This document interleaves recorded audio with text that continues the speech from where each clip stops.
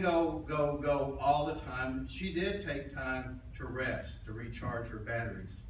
But like the rest of us, sometimes you just get worn out and you have to rest. But she was a giver. Before I visited with the children and the spouses yesterday, I thought I knew Gloria, but it turns out I probably only knew about 45% of the story I really wished I'd known before. Maybe I could have ministered to her better. But you know what you know, and you do the best you can with what you got, right? When I asked her children, what's the one thing you want everybody to know about Gloria, I got what is pretty much a standard answer. I'm sorry to say that, but she was a great mom. She was always there for us. But then they backed up that statement with some information like when winter came on in Oklahoma, and I understand the wind blows a lot in Oklahoma and it gets cold up there. Is that true? Mm-hmm. Well, Gloria was the one who went up into the attic to light the pilot light for the furnace when nobody else would or could go up there. She was a Girl Scout leader and a Cub Scout leader. She did not practice discrimination. She led folks, kids on both sides of the gender gap. Now this I really had a hard time believing, that she took her Girl Scouts and her Cub Scouts camping. Now I did understand that she wasn't the camping kind of girl that you might expect to take kids camping, but she did it anyway. Why? Because she was a Girl Scout leader and a Cub Scout leader, and that's what you do. She was a great grandmother.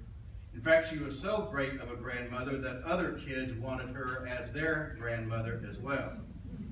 I understand the Vandegriffs and the Hamptons both claimed Gloria as their grandparent. There's a story. Now, Julie, you can verify this for me. I know she's panicking now. You and Brandy Winfrey went to Gloria's place when you were 3 years old, and Gloria taught you how to play Go Fish. Well, their hands were so small, they couldn't hold the cards, so they had to spread them out on the sofa and on the chairs in order to play the game. So, do you gamble still? That's what I was afraid of. Because Gloria and her friends in the ladies' class have corrupted me because they taught me how to play dominoes. Before I knew them, I didn't know how to play dominoes. I was pure as the driven snow. They used to have these Christmas parties over at Chris Coffey's house. And Chris would make these wonderful meals. She and David would host and hostess, and they would break out the mimosas. So I'm sorry. I'll have some orange juice, but no mimosa for me. And then when they broke out the dominoes, that's when I had to leave, because if you're going to drink and gamble, I'm just going to have to. I also heard about a rat story, but I was told that this rat story was too gruesome to tell at this service. Just suffice it to know that a dog ate a dissected rat, and Gloria had to go to a pet shop and buy a live rat so that they could dissect another rat. That's all the details I'm sharing with you this time. Gloria worked long hours at her parents' restaurant up in Oklahoma City, and she would leave the house, we said about 5:30 in the morning to get that done. But when Brad had a paper route, Gloria was out there with him at Old Dark 100 to make sure that he got his papers delivered and that he was safe. And being from Oklahoma, I guess you get used to the idea of tornadoes. Brad told me a story about they went out delivering papers right after a tornado came through Oklahoma City, and his mom's advice to him was to watch out for the downed power lines. Didn't stop the paper from being delivered. I don't know if he got extra pay for that or a bonus. And then I saw a picture did you bring that picture of your mom driving the ski boat? I did. You did. That was the most shocking picture I've ever seen. I've known Gloria for 15, almost 16 years now, And I never once imagined her driving a ski boat. But apparently, she'd take the kids to Lake Tenkiller. I'd like to know the story behind it, because it's Tenkiller. So somebody got killed 10 times.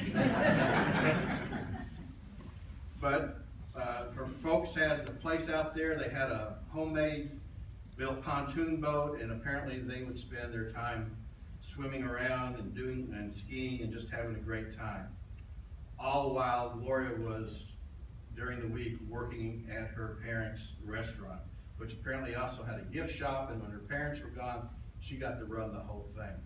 That doesn't surprise me, that she could do that. It's the skiing part I still can't wrap my head around.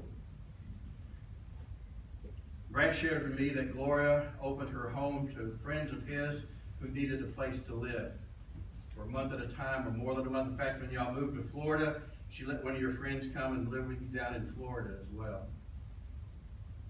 Now you see why Matthew 25 fits with Gloria's life. She welcomed the stranger. She fed the hungry. She did the things that Jesus expects all of us to do.